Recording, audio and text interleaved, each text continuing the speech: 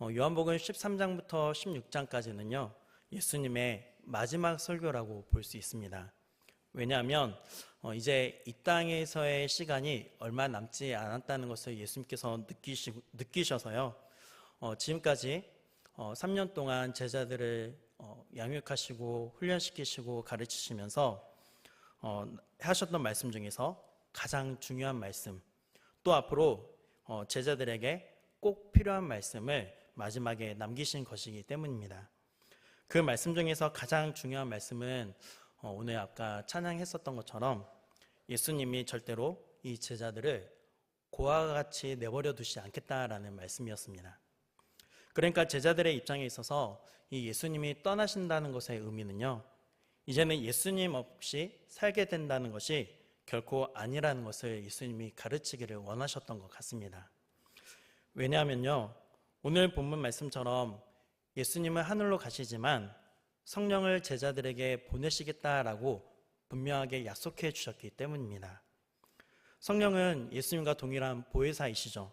그래서 성령님은 예수님이 이 땅에서 제자들과 함께 계셨던 것처럼 동일하게 제자들과 함께 계실 것이라고 예수님이 강조하고 계시는 것입니다.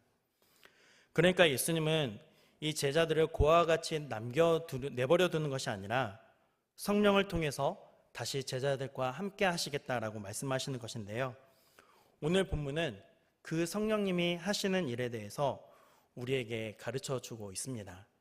먼저 요한복음 16장 13절 말씀을 보시면 이런 말씀이 나와 있죠. 성령은 진리의 영이다. 그리고 우리를 모든 진리 가운데로 인도하실 것이다. 여러분, 이 말씀을 보고 어떤 생각이 드십니까?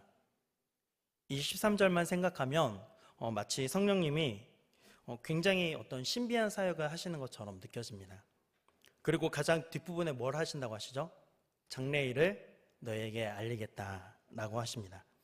그래서 이전에는 바로 이 13절 말씀만을 가지고 성령이 이런 사역들을 하신다라고 가르치시는 분들이 많이 계셨어요.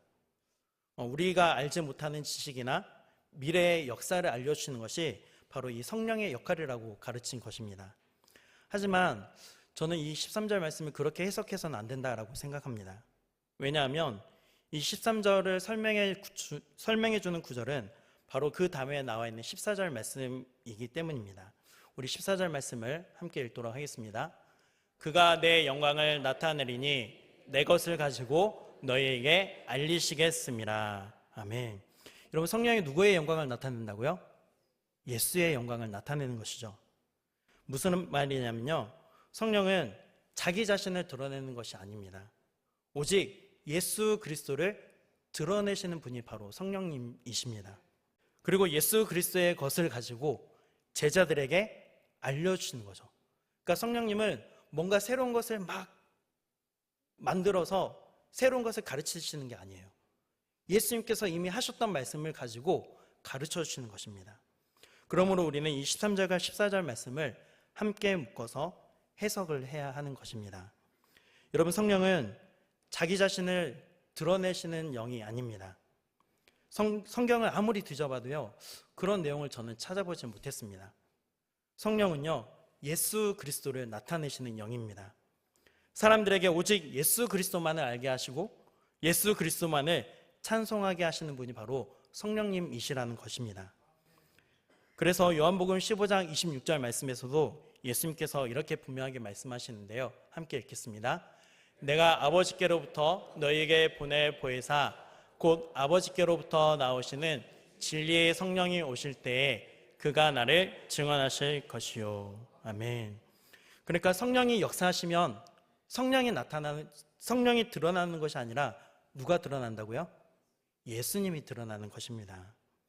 여러분, 바로 그렇기 때문에 우리가 이렇게 이야기할 수 있는데요, 한번 따라해 보시겠어요? 성령 충만은 예수 충만이다.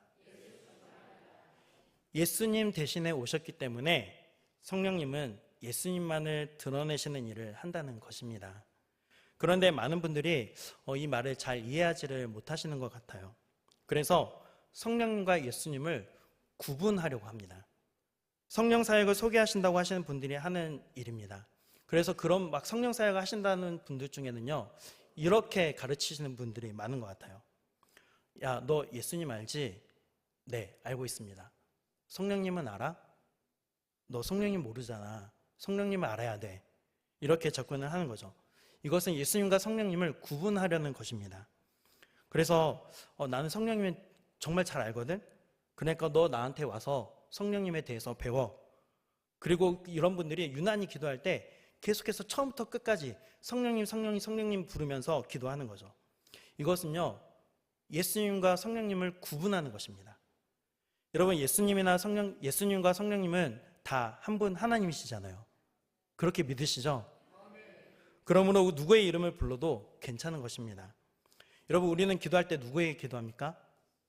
네, 성부 하나님께 기도합니다. 누구의 이름으로요? 예수님의 이름으로. 누구를 의지해서요? 성령님을 의지해서 합니다. 이게 바로 기도의 기본적인 원칙이죠.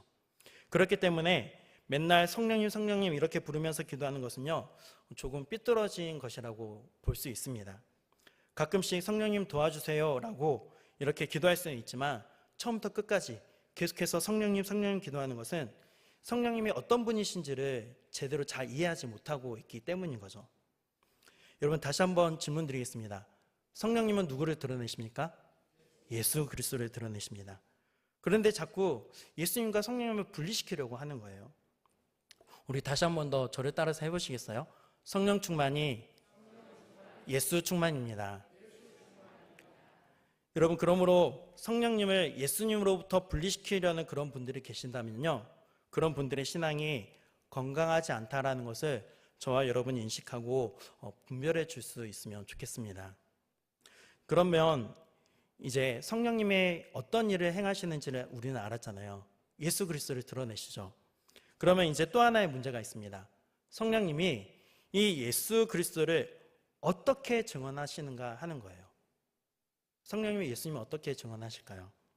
오늘 본문 8절부터 11절까지 말씀을 보시면 성령님이 세 가지의 일을 하는 것을 볼 수 있는데요. 먼저 8절 말씀을 함께 읽어보도록 하겠습니다. 그가 와서 죄에 대하여, 의에 대하여, 심판에 대하여 세상을 책망하시리라. 아멘. 그러니까 성령이 예수 그리스도를 증거하실 때 그 말씀을 들은 세상 사람들의 마음속에는 가책을 느끼게 돼요. 이 가책을 느끼게 된다는 것은 무엇입니까? 죄에 대해서, 의에 대해서, 심판에 대해서 가책을 느끼게 된다는 것입니다. 이제 이것이 무엇인지를 좀 생각해 보면서 성령님이 예수 그리스도를 어떻게 증언하시는지에 대해서 말씀을 드리겠습니다. 성령님이 예수 그리스도를 어떻게 증언하시는가?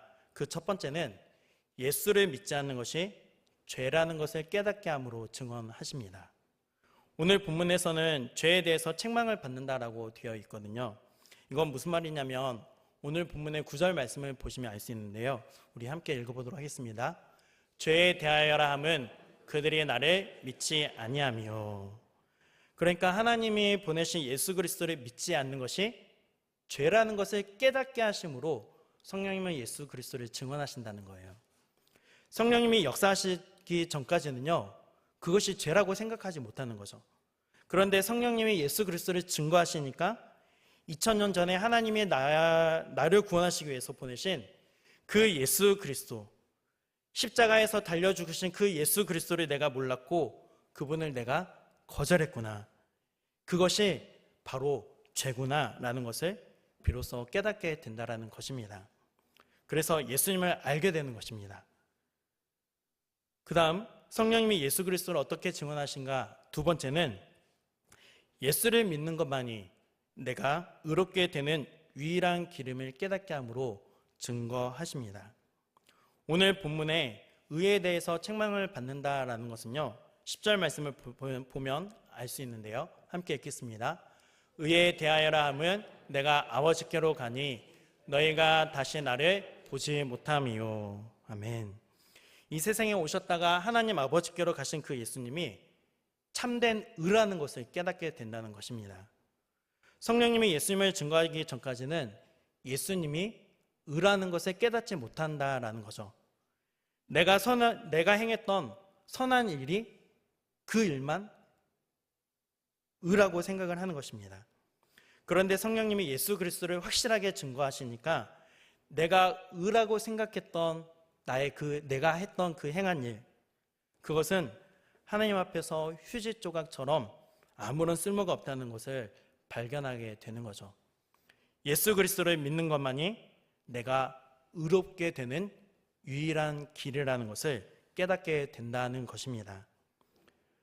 성령님이 예수 그리스도를 어떻게 증거하시는가? 세 번째는 예수를 믿지 않으면 심판을 받게 되며 심판에서 구원을 받는 길은 예수를 믿는 것밖에 없다는 것을 깨닫게 하심으로 증거하십니다. 오늘 본문의 세 번째로 심판에 대해서 책망을 하신다고 하셨잖아요.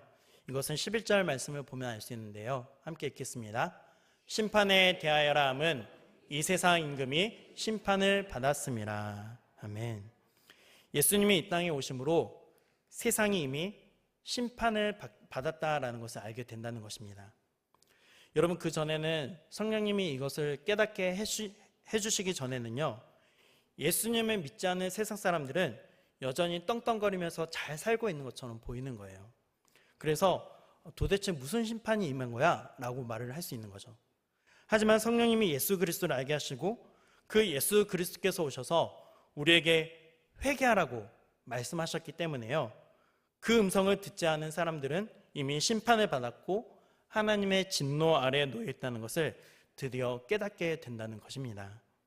뿐만 아니라 이 세상 임금인 사탄이 세상에서 회개를 치고 있는 것 같지만 하늘에서 쫓겨나서 이 땅에 내려왔기 때문에 이미 그 사탄은 심판을 받은 것이고 지금 잠시 집행유예를 받고 있을 뿐이지만 마지막 때에 그는 반드시 심판을 받게 되어 있다라는 것을 우리가 발견하게 되는 것입니다. 그 심판에서 구원받는 길은 누구를 믿는 길밖에 없습니까? 예수 그리스도입니다. 그래서 성령님이 오셔서 이 예수 그리스도를 깨닫게 하시면 예수를 믿지 않는 것이 죄이고 예수를 믿는 것이 의고, 그리고 심판을 벗어나기 위해서는 바로 그 예수님을 영접해야 한다, 이것을 깨닫게 된다라고 말씀을 하시는 것입니다. 이렇게 성령님은 우리에게 예수 그리스도를 증거하시는 분이십니다. 그런데 요한복음 14장 26절 말씀을 보면요, 성령님이 또 한 가지 사역을 하시는 것을 알 수 있습니다. 우리 함께 읽어보도록 하겠습니다. 보혜사 곧 아버지께서 내 이름으로 보내실 성령, 그가 너희에게 모든 것을 가르치고 내가 너희에게 말한 모든 것을 생각나게 하리라. 아멘. 아까 성령님이 예수 그리스도를 증거하실 뿐만 아니라 내 것을 가지고 너희에게 알리겠다라고 말씀하셨다고 했잖아요. 그 말과 똑같은 말입니다. 예수 그리스도께서 말씀하신 것을, 그 말씀하신 모든 것을 우리로 하여금 생각나게 하신다는 거예요.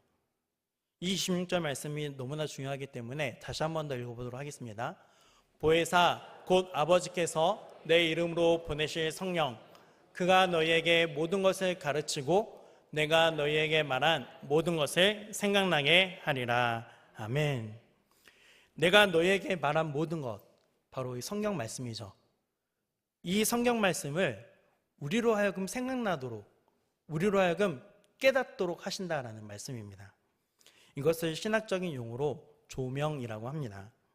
무대에 조명이 비치면 어두운 부분이 환하게 비춰지는 것처럼요, 환하게 밝아져서 그 그림과 또 그 무대를 볼 수 있는 것처럼 성령께서 우리가 기록된 하나님의 말씀을 읽어갈 때마다 우리의 마음의 눈을 열어주셔서 그 말씀을 깨닫도록 하신다는 것입니다. 이것이 바로 조명입니다. 어거스틴은 이것을 이렇게 표현했습니다. 우리 같이 함께 읽어보도록 하겠습니다. 우리의 육신의 눈은 만물을 보기 위해서 빛이 반드시 필요한데 빛이 비치면 우리의 눈으로 모든 것을 볼 수 있다.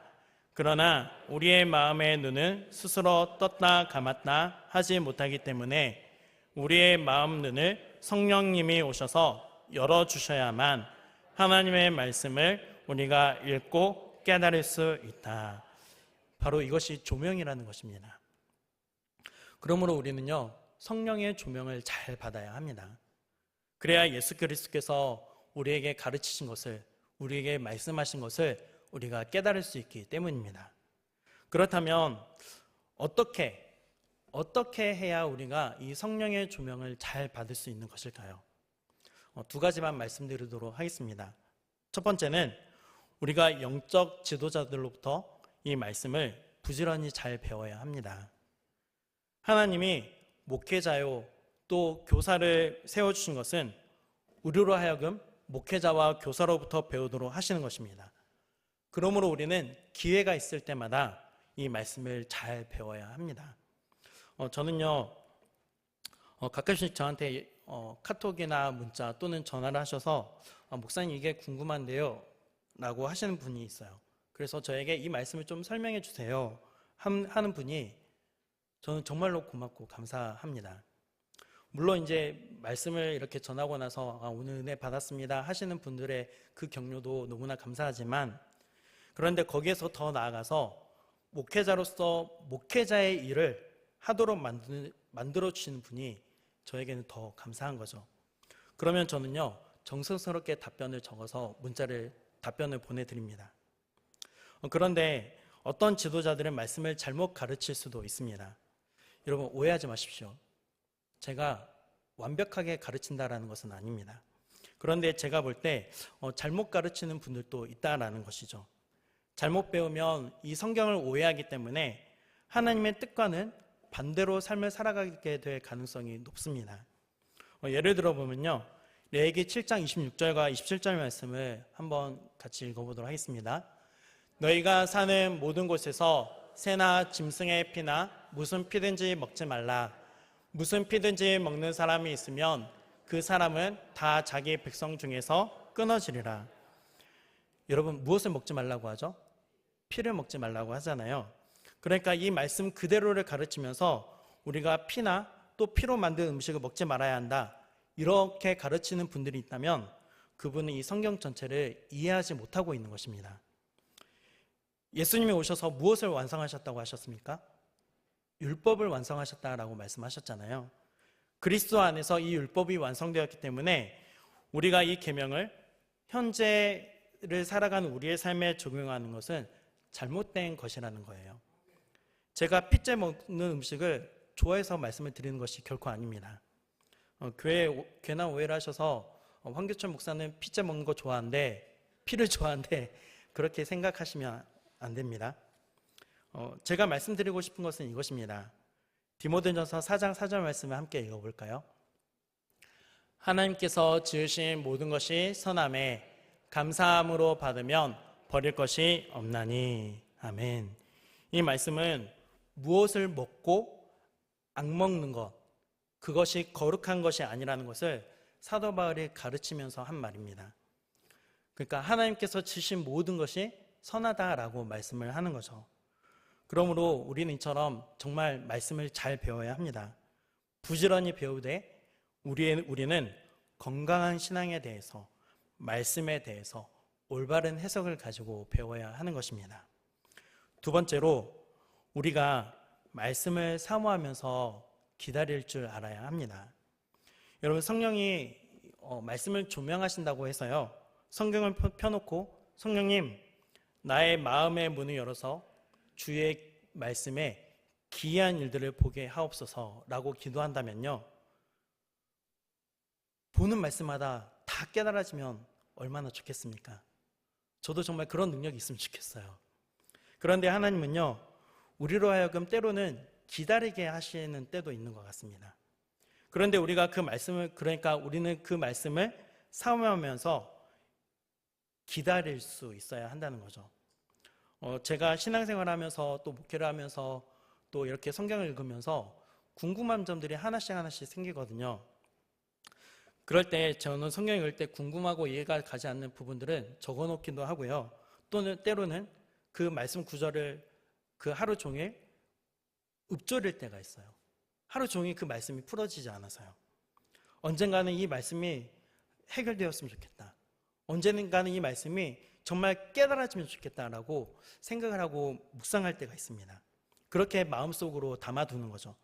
그런데 그때는 깨달아지지 못했지만 일주일 동안 한 구절, 말씀 한 구절을 계속 묵상해도 깨달아지지 않지만 어느 정도 시간이 지나서 어느 때가 되면 그 순간에 책을 읽다가 또는 묵상을 하다가 하나님께서 그것을 깨닫게 해주시는 때가 있습니다.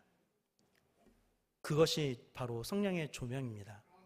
우리가 그때까지 하나님께서 깨닫게 해주실 때까지 기다릴 줄 알아야 한다는 거죠. 이처럼 우리 안에 정말로 하나님의 말씀을 사모하는 마음으로 우리가 기다릴 수 있어야 합니다. 누구처럼요? 예수님처럼입니다. 예수님께서 40일 동안 광야에서 금식을 하셨잖아요. 얼마나 배가 고프셨을까요? 그때 사단이 예수님을 시험하잖아요. 이 돌들로 떡이 되도록 해봐라. 그러자 예수님이 정말 배가 고팠기 때문에 바로 떡을 만드신 건 아니죠. 예수님이 어떻게 말씀하십니까? 우리 마태복음 4장 4절 말씀을 함께 읽어보도록 하겠습니다. 예수께서 대답하여 이르시되 기록되었으되 사람이 떡으로만 살 것이 아니오 하나님의 입으로부터 나오는 모든 말씀으로 살 것이라 하였느니라 하시니. 아멘. 예수님이 이렇게 고백을 하셨습니다. 아무리 배가 고픈 상태에도 그 순간일지라도 나는 하나님의 말씀으로 살아가는 존재이다. 하나님의 말씀을 절대로 그 무엇에도 양보하지 않겠다라는 것입니다.